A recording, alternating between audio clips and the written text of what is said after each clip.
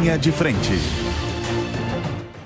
Olá, boa tarde. Está começando agora mais um Linha de Frente neste sábado. Seja muito bem-vindo, muito bem-vinda. Eu sou Beatriz Manfredini e agradeço a todos pela companhia desde já.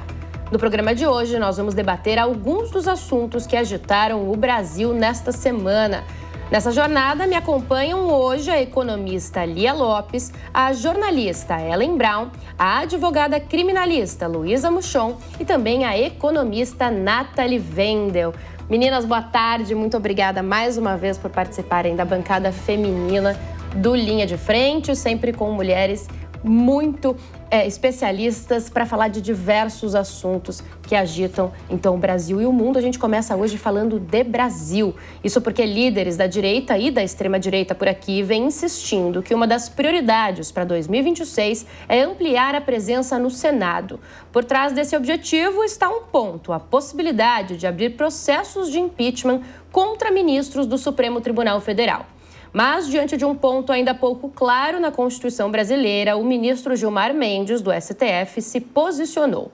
Ele determinou que somente a Procuradoria-Geral da República pode apresentar ao Senado pedidos de impeachment contra ministros da Corte. E estabeleceu que é necessária a maioria de 2/3 dos senadores para abrir o processo e para aprová-lo. Também barra pedidos de impeachment baseados em decisões judiciais dos ministros. Até então, o entendimento da lei do impeachment de 1950 era de que qualquer cidadão poderia apresentar o pedido, que seria aprovado por maioria simples. A decisão de Gilmar é provisória e deve ser analisada ainda pelos demais ministros do Supremo em sessão virtual, que será aberta agora no próximo dia 12 de dezembro. Na prática, a decisão de Gilmar Mendes, se for confirmada, cria obstáculos para possíveis impeachments no próprio STF. Mesmo assim, Gilmar negou que esteja tentando proteger os ministros do Supremo e diz que a lei de 1950 já caducou. Assunto deu o que falar mesmo. Vou começar chamando a Luísa, a nossa advogada, para comentar um pouco desse assunto. Luísa, para você essa decisão de Gilmar faz sentido? Tem muito pano para manga mesmo ainda? Como que você vê essa questão? Olha, Bia, a decisão, ela é uma decisão cautelar. Existe a previsão, né, de nesse procedimento das ADPFs, de ser solicitada uma medida cautelar e de ser concedida pelo ministro relator, né? Porém, o conteúdo da decisão, ao meu ver, como especialista técnica, ele extrapola um pouco os limites do que deveria ser feito por uma decisão cautelar e, inclusive, pelo Poder Judiciário, né? Independentemente de ter sido pedido pelas entidades que intentaram essas ações, isso não deveria ser feito, não deveria existir uma alteração de texto legislativo, né, por meio de uma decisão do Supremo Tribunal Federal, ainda que seja uma decisão liminar, que será submetida, porque ela deve ser submetida, conforme demanda o rito, ao julgamento plenário, né? É um assunto grave e um assunto que denota e mostra que existe sim um embate muito grande entre os poderes do Brasil, o que coloca em crise a nossa democracia, né? O legislativo, que é o competente a fazer leis, o poder judiciário, ele tem que dar interpretação, julgar a constitucionalidade de determinado texto e não trocar palavras, trocar quórums. Então, é muito complicado, vai ter pano para manga, mas ante esse cenário, né, de existir um conflito entre os poderes, existir aí muito questionamento sobre as decisões do Supremo Tribunal Federal, é possível que essa decisão seja, sim, ratificada. Então, a gente tem que acompanhar os próximos dias e acho que vai dar bastante pano para manga, sim. Bom, eu vou passar para a Ellen também, para a gente falar um pouco dessa expressão. Ellen, caducou a lei lá de 1950. O que você achou dessa fala? Uma lei que passou por 3 constituições, né? É importante a gente falar. Então, assim, por 3 constituições sem ser mudada, em que você tinha a prerrogativa de qualquer cidadão brasileiro poder pedir um impeachment de um ministro do Supremo. E eu acredito, do ponto de vista onde eu olho, eu sou jornalista, né, e trabalho com a comunicação, que a limitação de poder é um dos pilares da democracia.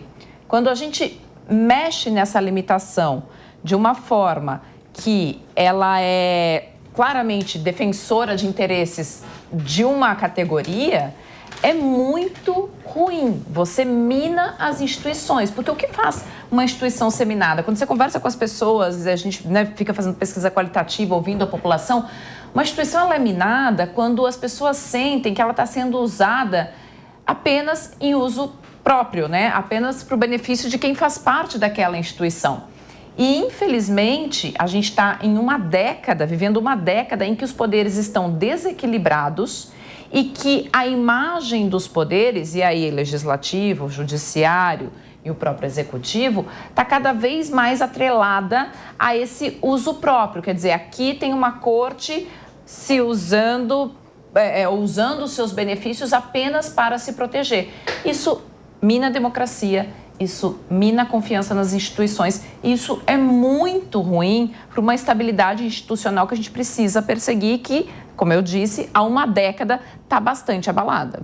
A Ellen usou essa frase, né? Estabilidade e instabilidade. Eu queria aproveitar justamente que eu tenho duas economistas hoje na mesa para a gente discutir. Vou passar para a Nathalie, depois para a Lia. Como que essas falas, essas possíveis mudanças mexem com a estabilidade, inclusive econômica do país, né? Sem sombra de dúvida, né? Todo o pronunciamento que a gente tem vai ter um impacto no nosso mercado, né? E uma vez que a gente tem um rompimento institucional, né? Uma quebra institucional, como bem a Ellen trouxe aqui, que isso já vem durando um certo tempo, o mercado se sente cada vez mais pressionado a não funcionar, vamos dizer dessa maneira, né? Ele fica muito instável, justamente a palavra aqui, e aí a gente perde oportunidades, seja no mercado interno, seja no mercado externo, e é justamente esse o caminho que também está se tomando essas proporções. A palavra, né, o termo que a gente utiliza é justamente uma insegurança jurídica que vem sofrendo o país. Então, há provavelmente aí, né, uma falha, né, no sistema de pesos e contrapesos que está sendo colocado muito em xeque, né? Os poderes precisam ser muito bem delimitados e garantir que haja segurança jurídica para qualquer que seja o investidor. A partir daqui que a gente começa a ter um desenvolvimento, um crescimento especificamente econômico. Então, isso precisa ser colocado em pauta para que, né, a gente consiga seguir um caminho muito mais estável e que a gente olhe, né, uma sustentabilidade não só da estrutura institucional do país, mas também econômica. Lia, e você? Concorda, compartilha dessa visão? Concordo com a minha colega e ressalvo, né, como já foi trazido aqui, um olhar mais técnico e também de apuração jornalística, né? Eu penso que realmente todas essas questões acabam também fragilizando as instituições e criando situações em que não há nem segurança jurídica, mas também não há confiança nas instituições. Quando isso acontece, o mercado também acaba tendo que assumir outras posições, né? Então, se você tem um conflito muito latente entre legislativo e judiciário, onde um joga para o outro a demanda e assim vai se polarizando e politizando essas questões, fica muito desafiador você confiar nas instituições que estão decidindo como que vai ser a interpretação das leis ou que estão deliberando como que vai ser escrito essas leis, que é o papel do legislativo e do judiciário. Então, essas situações fazem com que as empresas, que as outras pessoas fiquem, né, olhando assim, afinal, para quem devo direcionar, o que eu devo fazer numa situação em que os próprios atores e atrizes ali colocados estão deliberando sobre os seus próprios interesses. E isso é que é o mais complexo, não só gera um conflito político institucional, mas também fragiliza muito toda a estabilidade política, econômica e social do nosso país. Bom, é claro que a decisão de Gilmar Mendes conseguiu um feito inusitado.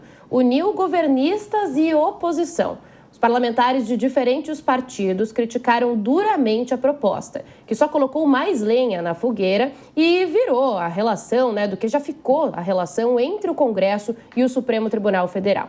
A gente tem, inclusive, a posição de um deputado, Juco, do PL. Vamos acompanhar. Nós, junto com o deputado Nicolas e deputados da oposição, propomos uma PEC que traz segurança jurídica do impeachment.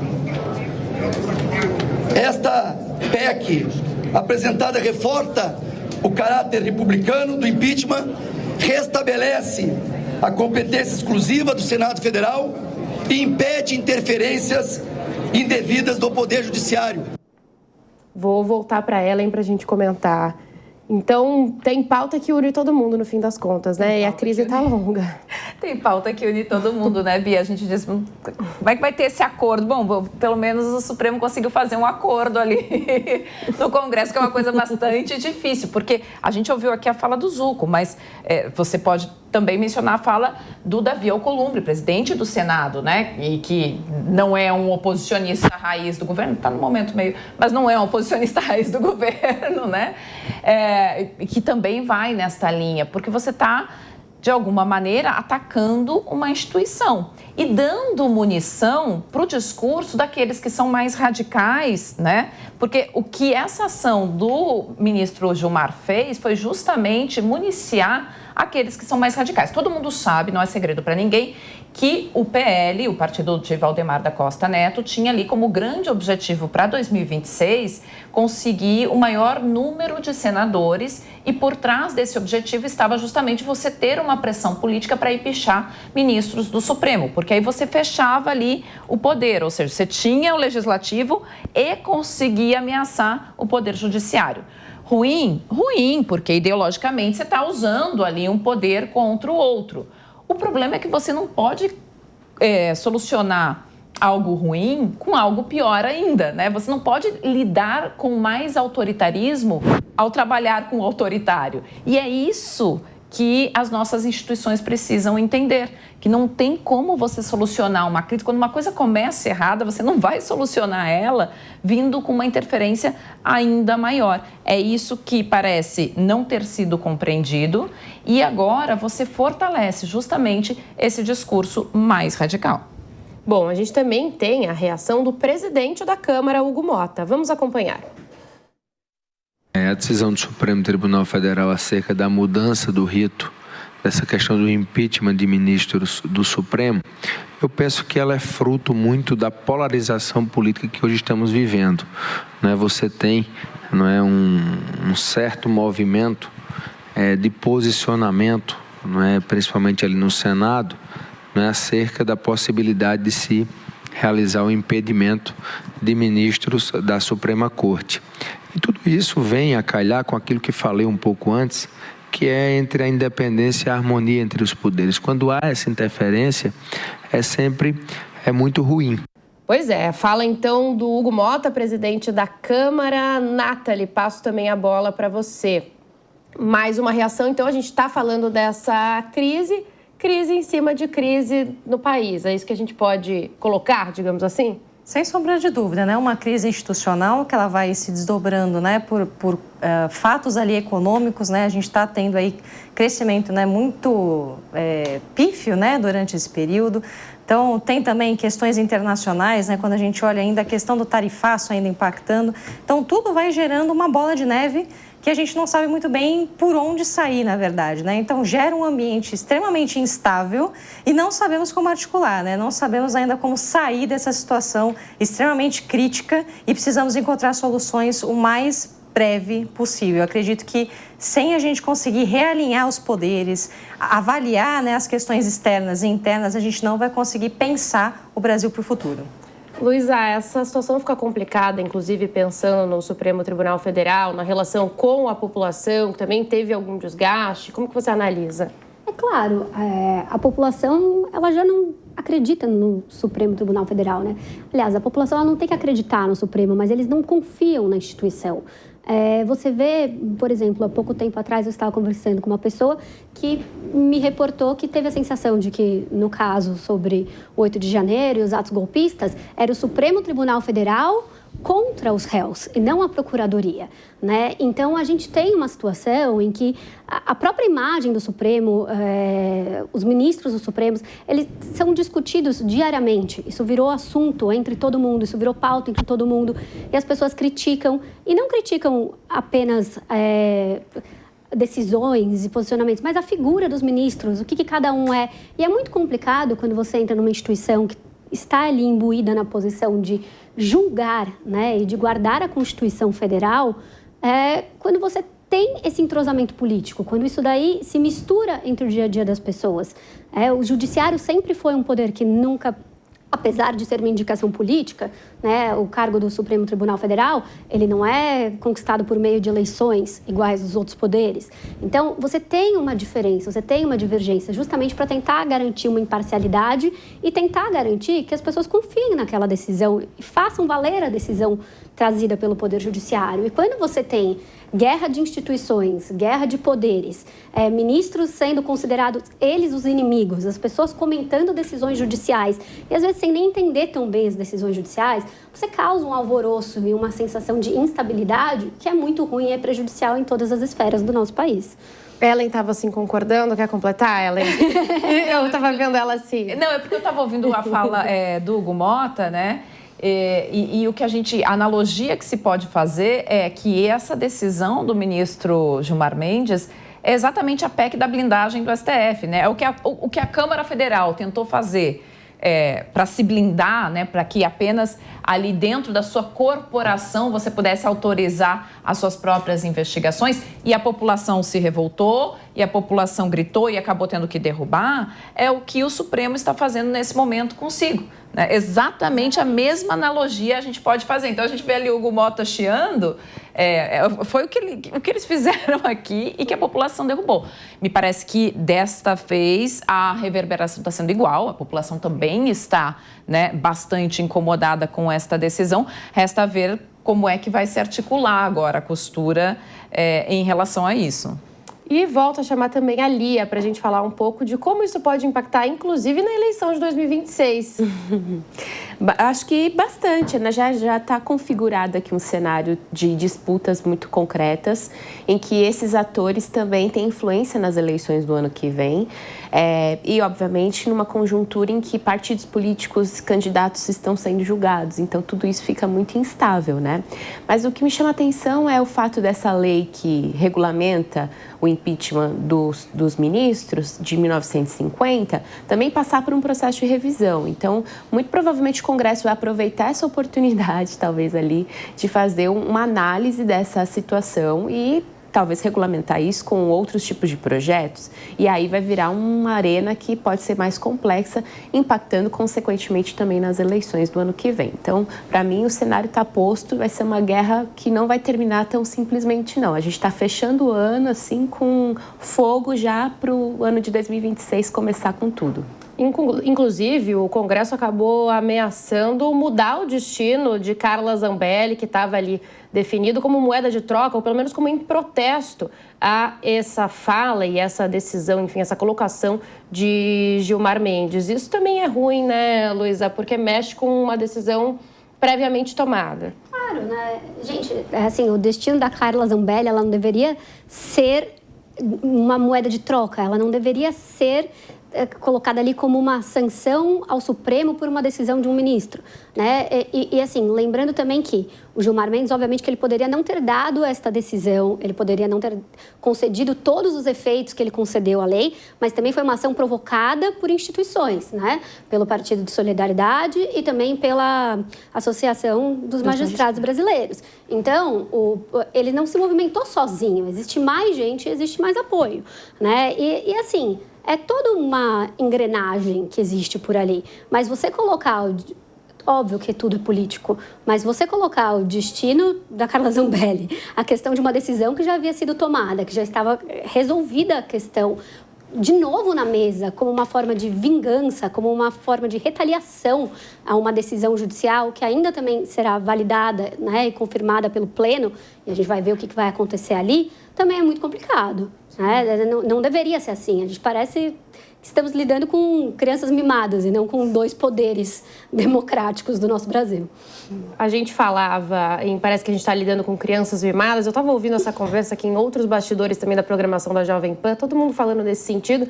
E a gente usou a frase crise atrás de crise, então vou trocar o tema, mas eu não vou sair da crise, vou para outra crise. Aí, dessa vez entre o governo e o Congresso, que também parece não ter fim, já se estende aí há semanas. Nessa semana, o presidente do Senado, Davi Alcolumbre, decidiu cancelar essa batina de Jorge Messias, indicado por Lula para uma vaga no Supremo Tribunal Federal. Alcolumbre alega que o governo não enviou o comunicado formal da indicação, que seria analisada no dia 10 de dezembro. Na verdade, o governo queria ganhar um pouco mais de tempo para vencer a resistência de alguns senadores ao nome de Messias. Irritado com a manobra, Alcolumbre chegou a cogitar dar um tempo ainda maior, deixar a sabatina para depois da eleição de 2026. Até hoje, o ministro que esperou mais tempo entre a indicação e a sabatina na CCJ foi André Mendonça. Ele foi indicado por Jair Bolsonaro e esperou 141 dias, entre julho e dezembro de 2021. E vocês sabem quem era o presidente da CCJ do Senado naquela ocasião? Sim, ele mesmo, Davi Alcolumbre de novo. Já vou jogar para ela, então. Ela tá até rindo aqui olhando para mim, porque... Esse imbróglio. É um imbróglio complicado, né, Ellen? Bom, se ficasse para o dia 10, o governo não tinha voto para aprovar o Jorge Messias. Não teria como, né? Se fosse dia 10 mesmo, a sabatina estava muito difícil, essa aprovação. Agora ganha-se tempo, né? O governo tenta ganhar tempo, ganha-se tempo para tentar fazer essa construção, que é uma construção que começou torta por parte do Executivo em não ter feito... é prerrogativa do presidente da República fazer suas indicações para o Supremo. Sim, é prerrogativa.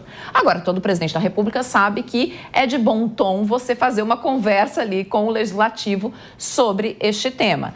E isso não foi feito e isso acabou gerando um atropelo e corroborando com o ruído entre as duas instituições, Senado e o Executivo Federal. Me parece que agora se ganha um pouco mais de tempo de conversa. Você falou do André Mendonça, porque o André Mendonça foi o primeiro ministro do Supremo a sair chancelando a indicação de Jorge Messias. Aí, por uma questão de vínculo que eles têm, que é a questão religiosa, né? E ontem eu estava conversando com uma importante autoridade política dessas que sempre estão nos bastidores sabendo tudo que está acontecendo. E ela disse assim, você imagina... O Jorge Messias, foi esse o exemplo que me deu, pedindo para Damares votar a favor... Aliás, desculpa, imagina o André Mendonça pedindo para a Damares votar a favor do Jorge Messias e ela indo contra. Ela não vai contra. Ou seja, existe uma costura de uma bancada ali no Senado que, por N motivos, acabará sendo favorável a essa indicação. Agora, é muito ruim o atropelo e ele deixa essa crise institucional ainda pior. Eu quero só retomar aqui um ponto para dar esse exemplo dessa crise institucional, Bia, da história da Zambelli. A Zambelli é uma parlamentar condenada em 2 processos. Um deles com um vídeo que foi... Ou seja, não dá para dizer que não tem prova, porque o outro, a oposição diz, olha, não, a questão do hacker não é bem assim, mas o vídeo dela correndo com um revólver atrás de uma pessoa, de um cidadão, é algo que todo mundo viu. Ela está condenada. Em outubro, só de verba de gabinete, ela continuou recebendo mais de R$130 mil. E o nosso Congresso não faz nada. A gente teve um Ramagem fugindo pela fronteira com passaporte diplomático e exatamente a Câmara silenciando. Então, assim, essa crise institucional, ela é uma crise entre poderes, mas uma crise, e aí retomo o que eu falei lá no início, com a população. Porque o que as instituições estão mostrando é o seguinte, quando eu preciso castigar o coleguinha, eu vou lá e vou legislar a revelia do interesse da população. É isso. Eu vou lá e aprovo uma aposentadoria para agentes de saúde que vai ter um impacto de 20 bilhões no orçamento, né? Então, está muito séria essa crise porque ela sai dos poderes e ela ataca diretamente a sociedade. Dá pra gente falar que o STF está tentando salvar ele mesmo, o Congresso ele mesmo, tá todo mundo voltado para si? Todo mundo olhando para si, cada um olhando, como Marx estaria feliz da vida nesse momento, cada um na sua classe, entendeu?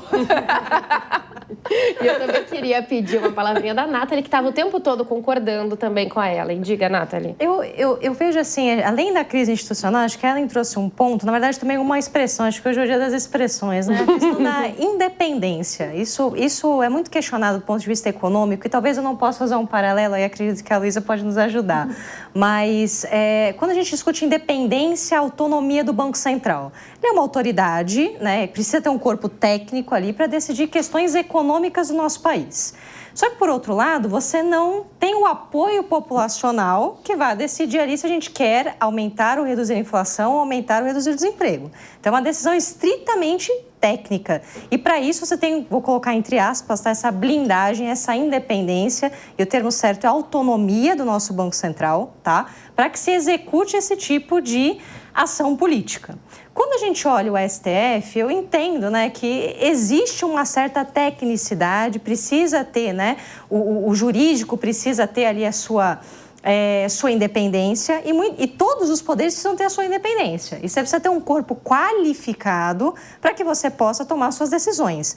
Só que o que a Ellen traz e que é super importante é um problema que a gente chama de déficit populacional. O que acontece com esse déficit populacional?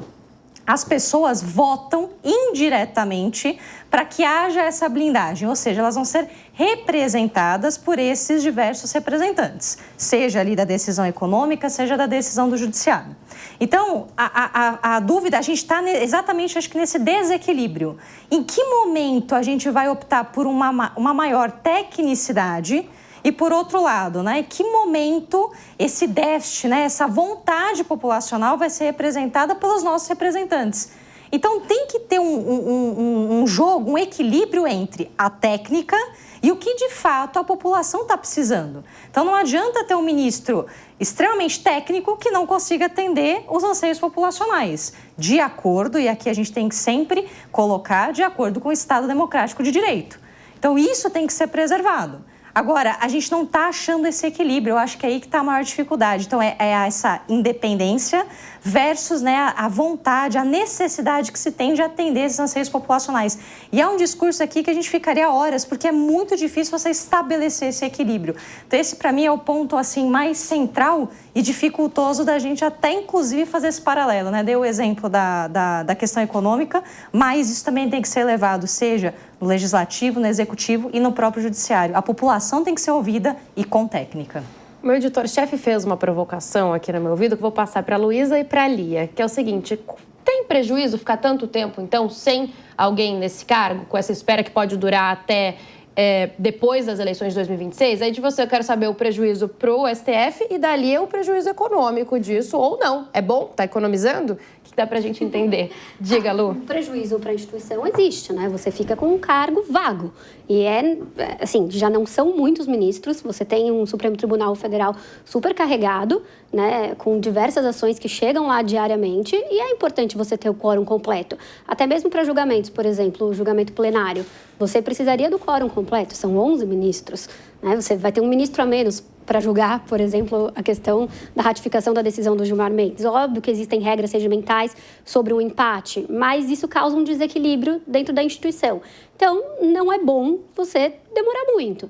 Né? Uma espera razoável, ela não causa um prejuízo gritante, mas prorrogar isso indefinidamente, esperar meio ano para fazer uma sabatina de um nome que já está indicado, para quê? Né? Sim, você sobrecarrega a instituição, você cria obstáculos e isso não faz bem, não é o procedimento previsto. Você tem um prejuízo ali interno e você cria uma sobrecarga e uma afronta também a quem indicou a pessoa, uma afronta também ao tribunal que você não preenche a vaga. Então, que talvez seja justamente essa, né, o propósito de se adiar a sabatina, mas o que não é saudável para nenhuma instituição. Lia, economicamente essa demora, dá para a gente tirar alguma coisa disso? Eu acho que olhando para o orçamento do judiciário, isso não vai ter nenhum impacto, porque já estava previsto em lei a execução, né, orçamentária, e obviamente que com a saída da ministra, né, que foi aposentada, não tem muito o que fazer. O dinheiro vai ficar ali, no caso vai devolver para os cofres públicos e no ano que vem vai ter uma outra legislação que vai prever o orçamento com essa prerrogativa de 11 ministros, que é o que compõe o Supremo Tribunal Federal.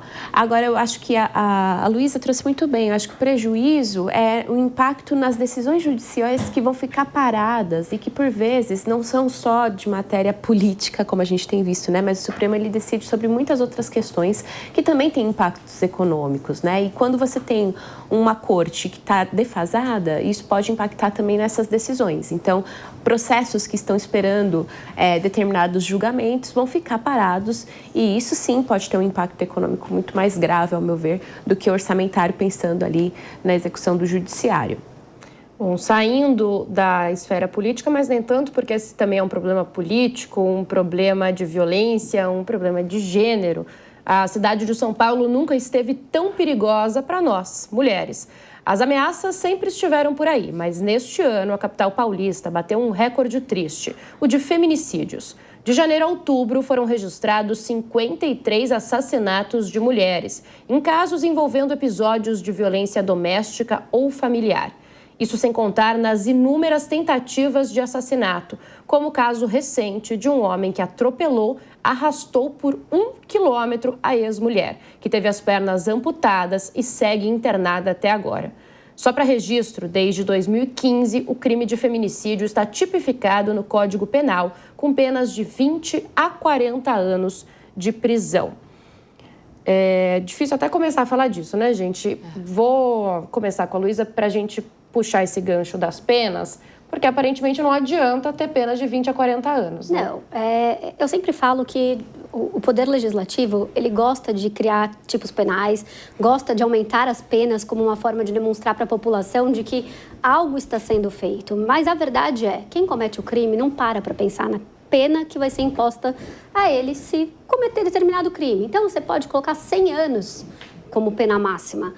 Não vai frear. Isso daí é uma questão muito mais de uma educação da população, que a gente tem que tomar cuidado e adotar outras políticas, do que uma questão de pena, né? Óbvio, tem que ser repreendido, né? A pena tem que ser dura, tem que ser grave. Este é uma forma, um exemplo de ser dado, mas a gente tem que investir em educação, a gente tem que investir em formação para a mulher, a gente tem que investir em programas que viabilizem a mulher buscar mais ajuda, às vezes buscar um asilo para ela poder dormir se ela sair de casa e conseguir abandonar o companheiro, ela ter alguma questão de algum incentivo financeiro, não no sentido de sair reportando para ganhar dinheiro, mas de, poxa, muitas vezes ela depende do marido e não tem como ganhar R$1 se ela sair de casa com os filhos, né? E também mudar a base da nossa educação, porque não é aumentando pena que se combate violência doméstica contra a mulher, muito pelo contrário. Quem faz não está preocupado se vai preso, não está preocupado se vai ser processado, isso daí vem depois.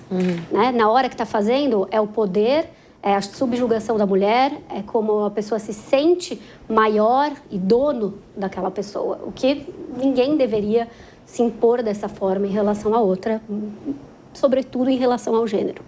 E aí eu falei que é um problema de gênero, um problema político, porque é uma coisa que se mistura e está enraizada, né, além na nossa sociedade, e que parece que a gente não avança. Pois é, você sabe que eu organizo um círculo de encontros com políticos que estão desenvolvendo algum tipo de política que está dando certo no Brasil, independentemente do matiz ideológico, alguma coisa que está fazendo bem. Então, pode ser na educação, na segurança.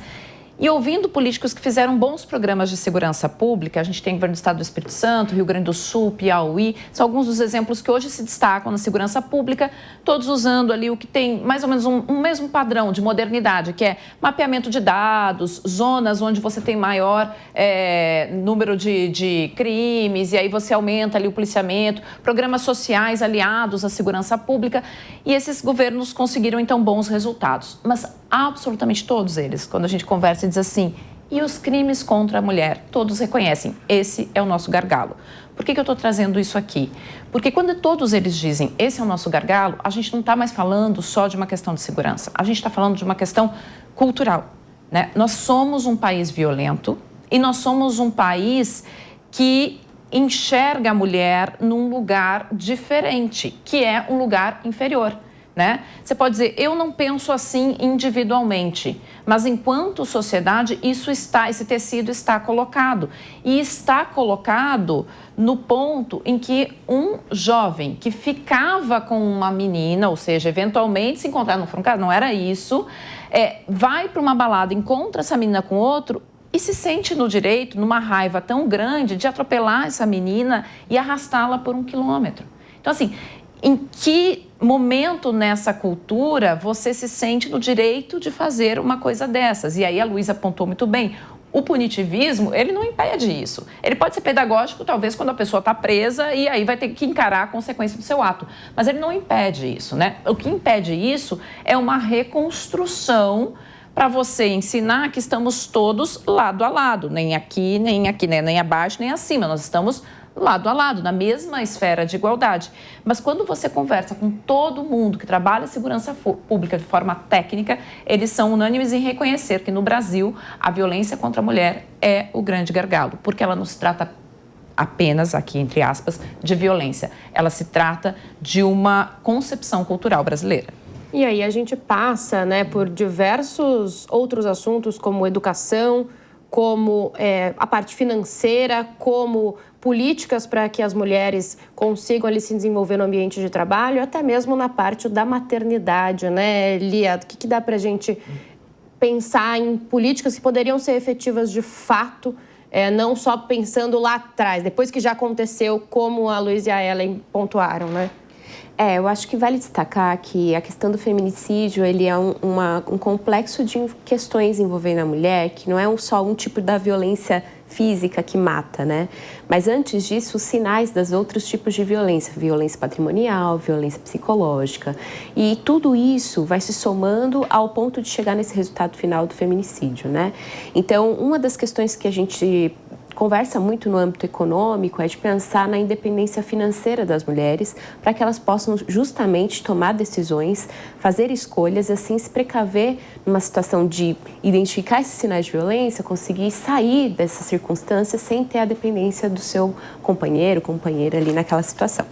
Agora, um outro ponto que eu queria destacar é que a política pública de segurança para as mulheres também recebeu menos recursos nos últimos anos, né? Por exemplo, no estado de São Paulo, que estava previsto na LOA de 2025, a execução na Secretaria de Mulheres aqui foi de 54% a menos do que o que estava projetado.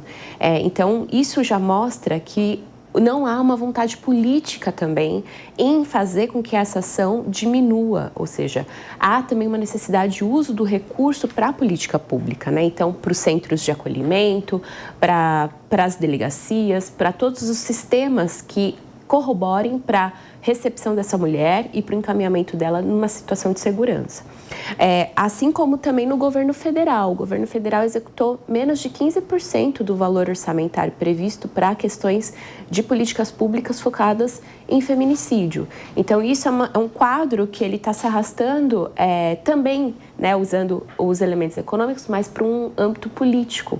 Se isso não se tornar uma prioridade, se a gente não vê isso como uma ação que é necessária para o nosso país, essa situação não vai melhorar. Muito pelo contrário, a gente está vendo que ano após ano os índices de feminicídio só têm aumentado. E também o registro do feminicídio e não como crime de homicídio, né, doloso. Eu acho que também a tipificação é importante para qualificar essa situação que é tão dramática e tão grave no nosso país. Então, acho que esse conjunto de ações faz com que fique muito evidente que, sim, estamos num país muito violento com as mulheres, que ainda discrimina, que martiriza, que não garante os seus direitos, mas principalmente que não viabiliza economicamente as políticas que possam precaver essa situação.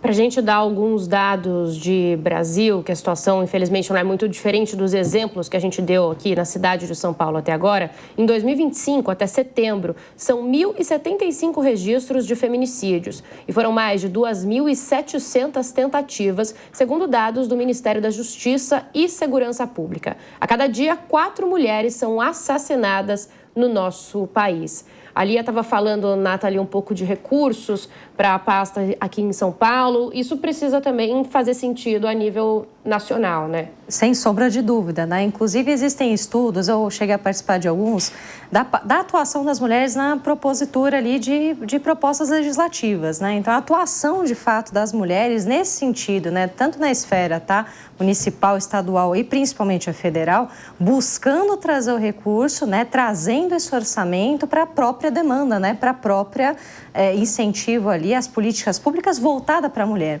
E o mais interessante, Bia, todas as propostas que a gente tem feitas por mulheres, elas não, assim, praticamente a gente não tem nenhuma que é voltada para a política pública para a mulher. São sempre propostas, né, voltadas ali a outros, eu diria assim, a assuntos mais masculinos do que femininos. Então, a gente mesmo tendo uma imensa dificuldade de chegar ali no poder, né, e a gente ser ouvida, ser representada, nós não fazemos ali a política para nós mesmas, né, para nós mulheres.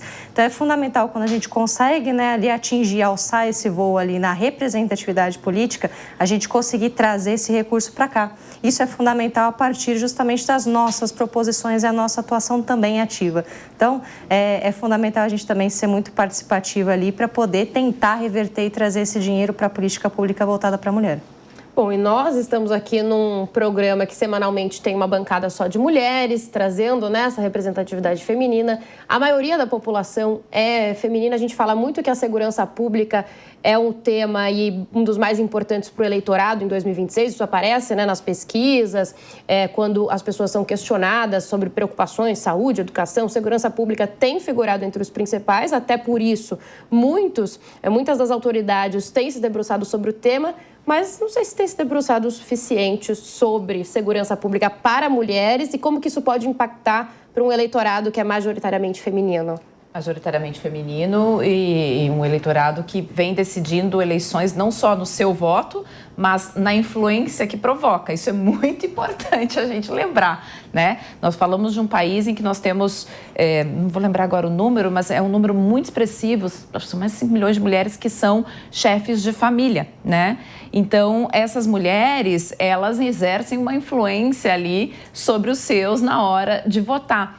E, no entanto, elas acabam sendo muito negligenciadas politicamente, por uma questão de representatividade mesmo, né? A gente ainda tem uma representatividade menor e, como a Nathalie pontuou, quando a mulher chega a um cargo de poder, até por uma questão de receio, porque a mulher pensa coletivamente, ela não toma uma atitude só em defesa própria, né? Ela pensa comunitariamente, ela pensa no que é coletivo. Então, é muito interessante esse contraditório do feminino na sociedade brasileira. Mas é muito importante lembrar, e aí, né, eu venho fazendo essas pesquisas qualitativas, ouvindo essas mulheres, o quanto é grande e o quanto é pragmático o voto feminino, Bia. Isso foi uma coisa que me chamou muito a atenção quando eu acompanhava a eleição de 2024 aqui na capital paulista.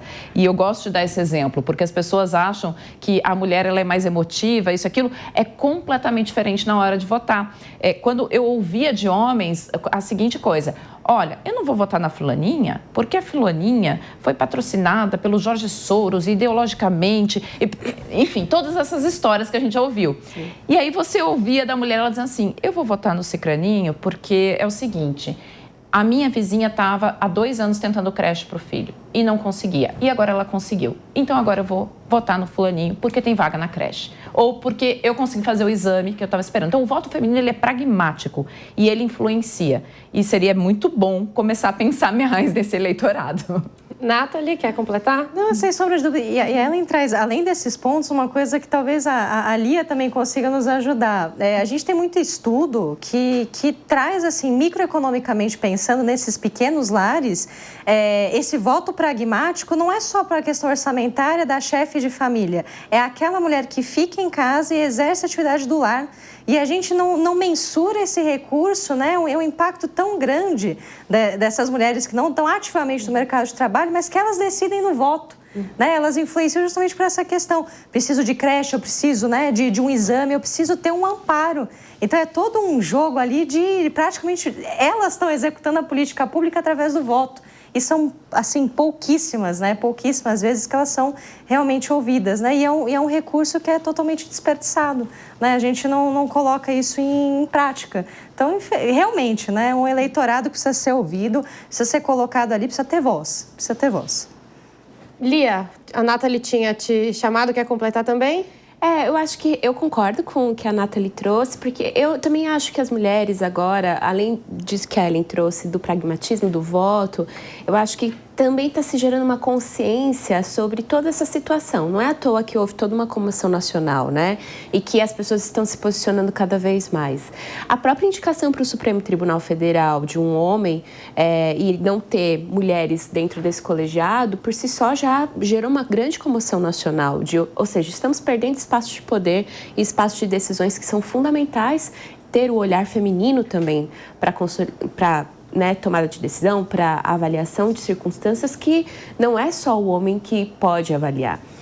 E, para mim, eu acho que essas eleições, essas situações que estão enraizadas no nosso cotidiano, na nossa situação mais cultural, vão ficar muito evidentes também nas eleições, né? Considerando que a gente também está caminhando para um país que tem demonstrado ter uma posição muito mais evangélica, muito mais atrelada a dogmas que colocam a mulher em determinadas circunstâncias, em determinadas posições. Então, isso tudo vai ficar muito evidente, eu acho que nessas eleições. E eu acredito tenho esperança que as mulheres consigam qualificar ainda mais o seu voto, olhando pragmaticamente para situações em que estão violando seus direitos e garantindo, assim, novos direitos. Então, os candidatos e candidatas que se colocarem e se posicionarem com essa questão, muito provavelmente vão ter uma visibilidade, um apoio muito maior feminino do que os candidatos que não trazem isso na sua agenda, pragmaticamente.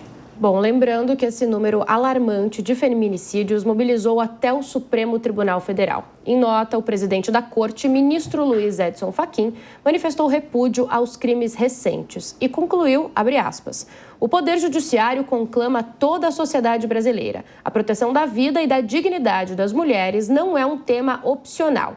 É um dever constitucional, um imperativo moral e uma responsabilidade indeclinável de todos. Fecha aspas, então, palavras do presidente do STF. Ainda falando de segurança pública, o relatório final do PL antifacção no Senado iguala milícias e facções, cria impostos sobre betos para financiar a segurança pública e endurece penas. O texto do senador Alessandro Vieira também permite gravações entre presos e advogados, proíbe visitas íntimas para esses detentos e fortalece as chamadas Forças Integradas de Combate ao Crime Organizado, que reúnem as polícias militar e civil, Ministério Público, ABIN, Receita Federal e PF. O governo federal aprovou a versão do texto e avalia que ele resolveu pontos inadequados aprovados na Câmara. No entanto, a votação na CCJ do Senado foi adiada. A análise ficou para o dia 10 de dezembro, porque os parlamentares pediram mais tempo para avaliar essas mudanças. Luísa, começo essa com você. Na sua avaliação, foram mudanças positivas? O texto ainda pode sofrer alterações de novo, depois pode voltar para a Câmara, né? Então tem aí um pouco de crise no fundo desse texto também. Mas são mudanças que trouxeram melhorias? Em relação ao projeto inicial, sim, entendi que são mudanças que agregaram ao texto original, porque realmente tinham alguns pontos de contradição e abordagens que não faziam tanto sentido. Mas, de novo, aqui, igual a gente estava falando sobre a questão da violência contra a mulher, o tema de combate ao crime organizado é um tema que demanda muito mais do que só uma questão legislativa, né? E a impressão que eu fiquei ao ver esse projeto de lei, ainda que com essas alterações que trouxe uma melhoria, é que tentou-se criar uma solução rápida diante de alguns atos que vieram acontecendo recentemente. E você não trata sobre combate à facção criminosa, né, organização criminosa, principalmente essas superestruturadas, de um dia para o outro. Você não trata isso sem um estudo, né? Então, de novo, aumentar a pena, criar uma pena que pode chegar em 120 anos, isso não vai resolver o problema. Criar mais um tipo penal, né, o tipo de facção. Então, hoje em dia, a gente tem o crime de quadrilha, o crime de organização criminosa, o crime de facção criminosa, e vai escalando e aumentando, e é tudo dentro de um mesmo problema, né? E isso não soluciona. Você gravar a conversa de preso com advogado, e isso, assim, óbvio, ainda que no texto exista ali a previsão de que você precisa de uma autorização judicial, mas você cria um espaço para uma arbitrariedade, para você poder violar a prerrogativa dos advogados. Isso demandaria também uma interferência, um melhor olhar até pela Ordem dos Advogados do Brasil. Então, você toca em pontos muito sensíveis, e a minha crítica a esse projeto, ainda que com essas alterações que trouxeram melhorias em relação ao original, isso é uma coisa que tem que ser estudada, pensada, feita por pessoas especialistas no tema, criada uma comissão, e não do dia para a noite, como uma apresentação de solução simples para um problema extremamente complexo e enraizado no nosso país, né? E enraizado não só em relação à classe social mais baixa e penitenciárias, está enraizado em tudo, está enraizado no mercado financeiro, está enraizado na política, está enraizado em todos os lugares. Então, a forma de desmantelar isso não é ouvindo a conversa do cliente com o advogado, não é aumentando pena, e isso demandaria um estudo mais profundo e mais sério sobre a questão. Vamos acompanhar um trechinho de uma fala do senador Alessandro Vieira antes de continuar rodando o debate? Vamos lá. Eu conversei ontem com o relator, o Derrite, conversarei hoje com o presidente Hugo Mota. A gente está trabalhando para construir também com eles consensos, sem abrir mão da autonomia que cada casa tem, sem abrir mão daquilo que tecnicamente é necessário fazer. Acho que avançamos bastante no texto, a expectativa também é de acolhimento lá na Câmara dos Deputados. As duas casas têm autonomia total. Nosso cuidado qual foi? Fazer o trabalho mais técnico possível, descontaminar o projeto. Projeto de combate ao crime organizado não tem pai, não tem mãe, não tem bandeira. É um projeto do Brasil. Não é vitória do governo, não é vitória da oposição. Se der certo, é vitória dos brasileiros, que terão de volta o seu país. Não é vitória de ninguém mesmo, Ellen, porque se é ou não é, eu não sei. Mas eu sei que isso estava sendo jogado para lá e para cá e ainda continua, né? Bom, primeiro, assim, eu quero só parabenizar, porque no Senado esse projeto recebeu um relator que é equilibrado, que é considerado equilibrado e que consegue fazer alguns ajustes importantes. Por quê? É muito importante a gente, quando fala desse projeto, eu acho que tem uma coisa que na história brasileira ela se repete. Eu estou com 2 economistas aqui na bancada que vão poder confirmar para mim.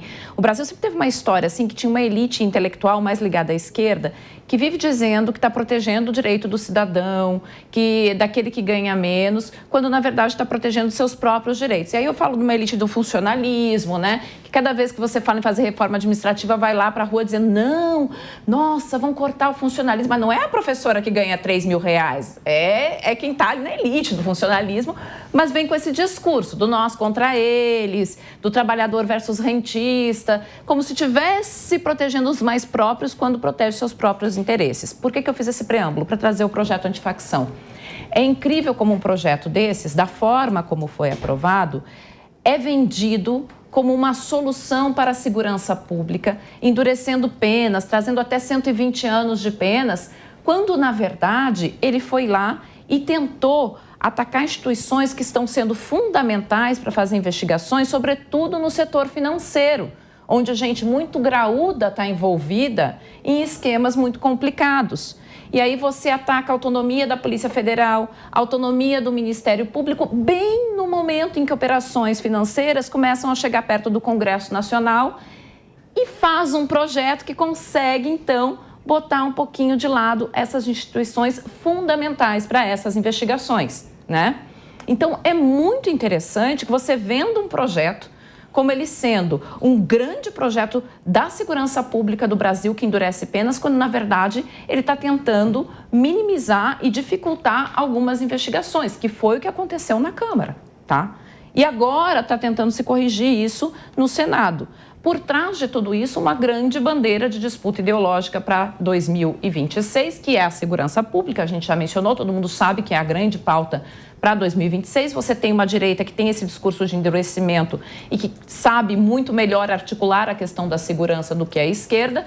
De outro lado, tem ali o governo tentando sair do seu patinar nesta área que nunca foi muito bem. E aí, assim, resta saber se o Senado vai, desta vez, pensar com a sociedade brasileira ou se vai querer, mais uma vez, chancelar um corporativismo. A gente está falando de um texto ali importante, mas tem a criação de um imposto para bets, o que é um tanto quanto contraditório, né? Tem o lado ali de ser uma regulamentação, tem o lado de ser mais um imposto criado. Para a gente analisar essa parte, Lia, como é que a gente pode pensar disso? Isso que eu estava também pensando aqui, né? Que é mais uma forma também de legitimar a regulamentação das bets e assim trazer o recurso dos impostos para viabilizar uma ação antifacção. É uma coisa assim, crime com crime, com crime com crime, sabe? É uma coisa até bizarra de estar vendo, assim.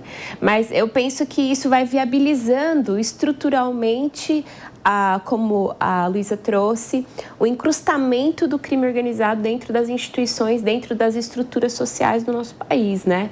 E como a Ellen já colocou, eu acho que também isso fica evidente dentro das instâncias financeiras, né? Não à toa, Trump e Lula conversaram recentemente e um dos pedidos dele foi sobre a questão de examinação de crimes organizados que estão fazendo lavagem de dinheiro, usando também fronteira, né, Brasil e Estados Unidos ali. Então, a situação ela é muito mais complexa economicamente para sustentar a execução da política, economicamente também para rastrear o dinheiro e verificar quais são as organizações envolvidas, e tudo isso faz com que a situação fique muito mais complexa. Não sei se a Nathalie concorda, mas ao meu ver, assim, economicamente, o cerco ele é um pouco mais embaixo. Acho que aí é para viabilizar a ação punitiva, mas eu acho que isso também acaba viabilizando bets, sabe assim, umas coisas muito sem pé nem cabeça. E o mais difícil, na verdade, das bets, Lia, do meu ponto de vista, é o seguinte: a questão não é só o imposto da bet. A gente é um país que culturalmente, vamos apostar aquilo, vamos apostar isso. Às vezes uma brincadeira, né? Qualquer coisa de escritório, alguma coisa, a gente acaba apostando.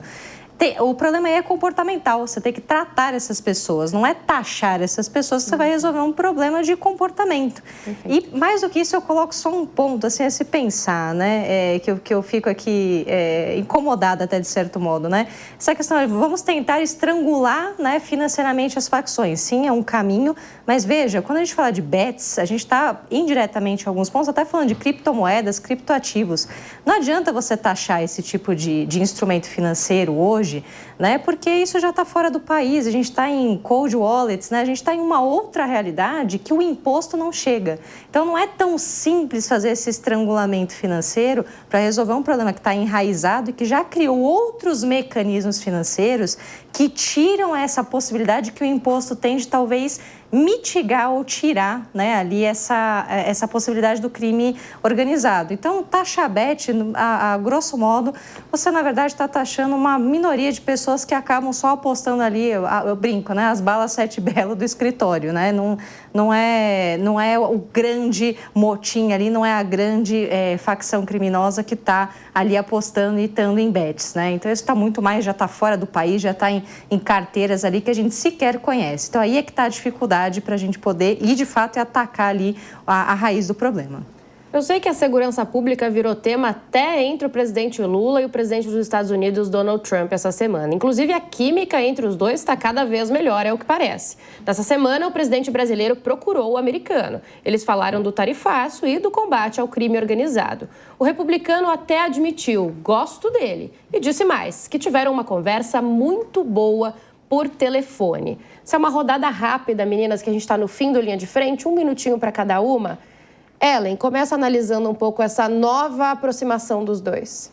Uma aproximação positiva, acho que diante de toda a crise que se estabeleceu foi um ponto muito positivo por parte do governo brasileiro fazer essa aproximação, que poderia ser diferente. O Brasil, por exemplo, numa outra circunstância geopolítica do mundo, o Brasil talvez tivesse que falar de uma forma mais eloquente em relação a essa ameaça à Venezuela. Não é o que acontece no momento. O mundo está um pouco diferente. Então, a aproximação que Lula fez, e Trump e Lula fizeram, foi algo muito positivo para o país e que, penso eu, em termos diplomáticos, muito correta de ser feita. Agora, sobre Trump, ele coloca para ele uma sinuca de bico ali, que ele mesmo vai se impondo e se encalacrando. Você não coloca o maior porta-aviões do mundo, com mais de 4 mil tripulantes na costa da Venezuela e depois volta para casa. Então, a situação fica realmente mais complicada a cada dia.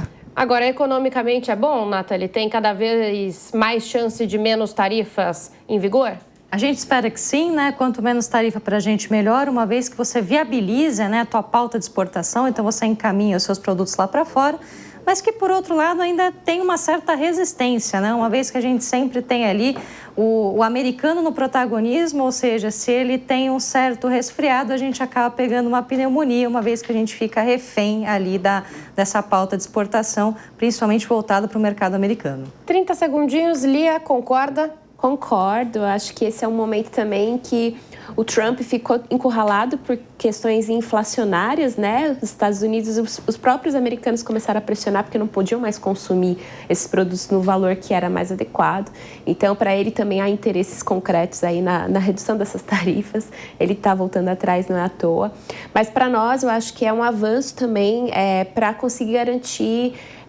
primeiro, um grande aprendizado de não só um único consumidor, né, um único país para comprar todos os produtos do Brasil. Então, a gente diversificar um pouco mais o mercado e, além disso, estreitar um pouco melhor os laços entre os Estados Unidos, que estavam fragilizados. E acho que agora, com essa situação, tende a melhorar politicamente também. E, Luísa, muito rapidinho, chance de tirar as sanções dos ministros do STF, sim ou não? Acho que sim, Acha que sim? Então, vamos acompanhar as cenas dos próximos capítulos, os dois vêm conversando bastante, a gente aguarda para ver se tem mais conversa por aí, mas quem para de conversar agora somos nós aqui no Linha de Frente. Agradeço muito a presença das meninas na nossa bancada feminina e, claro, a companhia de vocês também. Já espero todos para o próximo sábado, às 6 horas da tarde. Muito obrigada e até lá! A opinião dos nossos comentaristas não reflete necessariamente a opinião do Grupo Jovem Pan de Comunicação. Realização Jovem Pan.